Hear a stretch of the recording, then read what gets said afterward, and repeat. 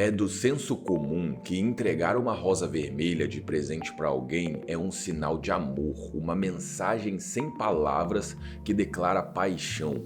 Mas você já se perguntou de onde veio isso? E indo além, o que é a coroa de louros que ornamenta a cabeça de atletas das Olimpíadas e está presente até mesmo no papel moeda do Brasil? Qual o significado de deixarmos flores em funerais e enterros? A linguagem é sempre um assunto muito interessante. E a linguagem não se desenvolveu apenas através da fala e da escrita. Na verdade, é quando a gente sai dessa parte óbvia que podemos encontrar coisas muito curiosas. Hoje em dia, usamos emojis e combinações de emojis para expressar diversas mensagens, sentimentos e tudo mais. Algumas dessas combinações são bem peculiares, diga-se de passagem. Pois bem, se hoje em dia usamos emojis e combinações de emojis, antigamente as pessoas usavam flores e combinações de flores também para expressar diversos tipos de mensagens. Senhoras e senhores, sejam bem-vindos ao Covil e eu espero que esteja tudo bem com cada um de vocês. No vídeo de hoje, iremos abordar a floriografia, a linguagem das flores, uma forma codificada de comunicação que ficou muito popular durante a Era Vitoriana. A floriografia nos mostra como a linguagem vai muito além das palavras e como uma forma de comunicação simbólica pode ser tão complexa e completa. Antes de começarmos, só avisando que a gente teve como referência para esse vídeo o livro Floriografia, a Linguagem Secreta das Flores, da editora Darkside. É um livro lindo, o design dele é absurdamente caprichado e tem muitas coisas interessantes aqui. Caso você fique interessado, o link do livro na Amazon vai estar aqui embaixo na descrição e nos comentários. Como você já sabe, comprando por esse link, você ajuda o canal, beleza? Agora sim, bora começar. Apesar da floriografia ter se popularizado e se estendido muito durante a Era Vitoriana, é importante a gente destacar que ela não surgiu nesse período. A coroa de louros, por exemplo, já nos leva de volta para a Grécia e Roma antiga. Generais e imperadores vitoriosos desfilavam pelas ruas e participavam de festas coroados com as folhas de louro. Mas por que especificamente uma coroa de louros? Esse objeto faz uma referência ao deus Apolo da mitologia grega. Resumidamente, Apolo zomba de Eros, dizendo que ele é um arqueiro muito melhor, e para se vingar, Eros então dispara duas flechas, uma flecha de ouro que faz Apolo se apaixonar perdidamente por uma ninfa chamada Daphne e uma flecha de chumbo que faz Daphne sentir repulsa pelo amor de Apolo. Apolo então se torna aquele cara chatão que não larga do pé da mina e Daphne aquela mina que faria qualquer coisa para se livrar do cara. E ela faz mesmo. Ela pede ajuda para o seu próprio pai, Peneu, para ser transformada numa árvore, só assim para Apolo desencanar.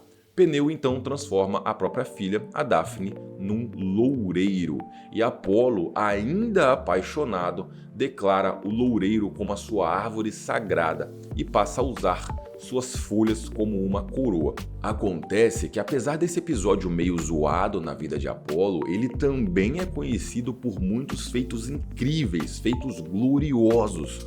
O de matar a serpente gigante Piton, por exemplo.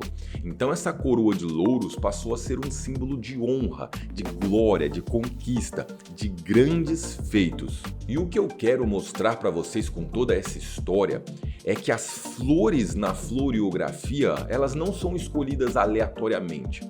Todas elas têm um contexto para significar tal coisa.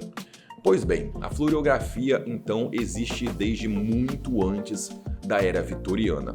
No final do século XVI, por exemplo, final do século XVI, início do século XVII, Shakespeare utilizou a simbologia das flores em diversas obras, principalmente em Hamlet, através da personagem Ofélia, que morreu colhendo flores.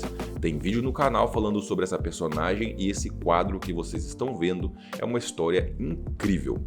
Mas, como dissemos anteriormente, a floriografia teve a sua ascensão mesmo, aí sim, durante a Era Vitoriana. Aqui as pessoas passaram a usar com muito mais frequência no seu cotidiano. O catálogo de flores e seus significados foi muito expandido. E como vocês aqui no canal já estão carecas de saber, a Era Vitoriana foi o período do reinado da Rainha Vitória no Reino Unido, onde houveram muitos acontecimentos e costumes peculiares, alguns chegando no nível do bizarro mesmo. A própria Rainha Vitória, após a morte de seu marido em 1861, o príncipe Albert, entrou em luto eterno e usou preto pelo resto de sua vida, e muita gente acompanhou ela nisso. Mas enfim, apesar de tudo, por incrível que pareça, a Era Vitoriana também possuía valores morais muito rígidos. Além disso, os vitorianos se consideravam virtuosos, sofisticados. Então, era muito importante manter a classe, a educação, a cortesia, principalmente em ambientes públicos. Isso também significava que demonstrações de afeto em público eram extremamente deselegantes. E fica pior ainda quando estamos falando de interações com o sexo oposto. Um homem se aproximar de uma mulher era muito desrespeitoso. E é aqui que entra a floriografia. A linguagem das flores surgiu como um meio secreto de comunicação para em festas, comemorações, reuniões, o que quer que seja um ambiente público, enviar uma mensagem. E com essa frieza social sendo algo tão severo, o ato sutil de simplesmente entregar uma flor e a mensagem também estar entregue era algo muito funcional, muito útil, muito prático, e a floriografia se popularizou muito. As rosas, como vocês já sabem, e como é até nos dias atuais, expressavam amor. O interessante é que cada cor de rosa indicava o nível de afeto que se queria expressar. Por exemplo, a rosa branca expressava um amor puro, inocente. Já no outro extremo, nós temos a famosa rosa vermelha. Ela expressa aquela paixão incontrolável. A arruda era usada para evocar arrependimento, porque a arruda é uma planta muito amarga. Mas vejam só, essa mensagem podia também servir não só como um eu estou arrependido, mas também como um sinal de aviso. Você vai se arrepender de estar fazendo isso. A orquídea, outra que também funciona como nos dias atuais, remete ao belo, ao elegante, ao refinado. A orquídea é uma flor muito linda, de estética destacada, tem vários tipos e várias cores, porém ela requer muita atenção e cuidado para ser cultivada. É uma planta extremamente melindrosa, por isso essa planta era e é até os dias de hoje muito cara. Ela era vendida como um artigo de luxo. E agora, olhem só que cativante, pessoal. Vamos observar o nível de simbolismo nisso aqui. A calêndula é uma flor que, quando cai à noite, ela se retrai, se fecha, e ao amanhecer ela se abre novamente. Porém, mesmo assim, suas pétalas estão úmidas do orvalho, do sereno. Suas pétalas parecem estar chorando. Essa flor era entregue para expressar condolências, era entregue para pessoas que estavam de luto. Que interessante, cara. Em contraponto, para expressar algo mais animado e feliz, temos a ervilha de cheiro. Como o próprio nome sugere, a ervilha de cheiro é muito perfumada e por isso a planta sempre foi muito usada para perfumar ambientes e receber pessoas queridas. Na era vitoriana, então, quando você visitava a casa de um amigo, você podia presentear ele com uma ervilha de cheiro para expressar não só que ele era um bom amigo, mas também para agradecer a hospitalidade, dizer: eu gosto de te visitar, você é um bom amigo e anfitrião. E agora, para elevar um pouco o nível da coisa, vamos falar de algumas combinações. A beladona era muito usada pelos romanos como veneno. É uma planta altamente tóxica e por isso pode facilmente causar a morte de quem a ingere. Por isso, essa planta expressa silêncio.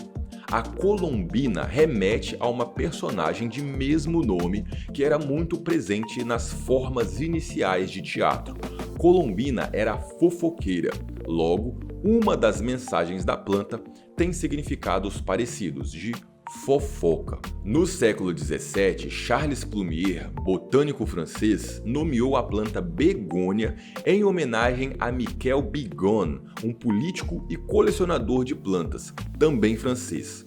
Logo, o significado da planta begônia é de retribuir ou de pedir um favor. Silêncio, fofoca e pedir um favor. Então, quando alguém juntava essas três, quando alguém formava um buquê com essas três, a mensagem era mais ou menos: por favor, não faça fofoca, fique em silêncio. Ou seja, elas eram usadas para pedir que alguém guardasse um segredo. Agora, uma segunda combinação. Os gregos acreditavam que o formato das flores do manjericão se pareciam com a mandíbula de uma criatura mitológica, o basilisco, e eles também associavam os olhos dessa serpente ao ódio. Essa é a mensagem do manjericão: ódio. Historicamente, as lavandas crescem em regiões de clima quente, habitat natural de cobras e às vezes cobras venenosas. Viajantes desavisados, atraídos pela beleza da lavanda, pelo perfume de sua flor, acabavam mortos pelas cobras que ali também estavam. Então, dentro da floriografia, a mensagem da lavanda é a de desconfiança, a de fica esperto aí. Combinando o manjericão e a lavanda, você poderia então alertar alguém de uma possível traição, alertar aquela pessoa de que ela estava na companhia de alguém que provavelmente, na verdade, não gostava muito dela não. E antes da gente concluir o vídeo, eu gostaria de convidar você para fazer parte do nosso time de apoiadores. Com o seu suporte, além de nos ajudar a manter os vídeos, você ganha acesso ao nosso grupo de bate-papo no Zap, clube de leitura, servidor no Discord, participa de sorteios mensais de HQs, livros e mangás e muito mais. Como você pode testemunhar, o nosso conteúdo exige um longo tempo de produção e muito trabalho. Além disso, não temos um retorno muito significativo do YouTube, às vezes lutando até contra desmonetização, por exemplo, e é por isso que precisamos da sua ajuda. Então, caso você queira entrar para o nosso time, apoia.se/ucovil. Para você que já é um apoiador, o nosso muito obrigado, esse vídeo é para vocês. Pois bem, através do tempo, as flores vieram ganhando vários significados, sejam eles frutos da religião, da mitologia, da literatura, de algum costume ou prática, ou ainda de sua própria natureza e biologia. A floriografia pode não ter mais a atração que tinha naquele tempo e naquele lugar, a era vitoriana, mas ainda ecoa sutilmente nos dias de hoje. Sutilmente, como a própria linguagem foi feita para ser. O buquê de uma noiva reúne várias flores relacionadas ao amor e à alegria, por exemplo. De vez em quando também temos ainda alguma obra dentro da cultura pop explorando a floriografia. O meu destaque vai para o mangá Attack on Titan, onde a Ymir tropeça e é derrubada após ser atingida por várias flechas e o seu sangue mancha uma margarida. A margarida representa a inocência, a infância e a pureza. Para quem já leu o mangá ou assistiu o anime também, sabe o quanto tudo isso representa aquela personagem naquele ponto da história. E tudo isso vai ser manchado pelo sangue arrancado por aquelas flechas e o que vem depois. É isso, senhoras e senhores. Muito obrigado por nos acompanhar até aqui. Fiquem bem. Até o nosso próximo encontro semana que vem aqui no Covil. Fui!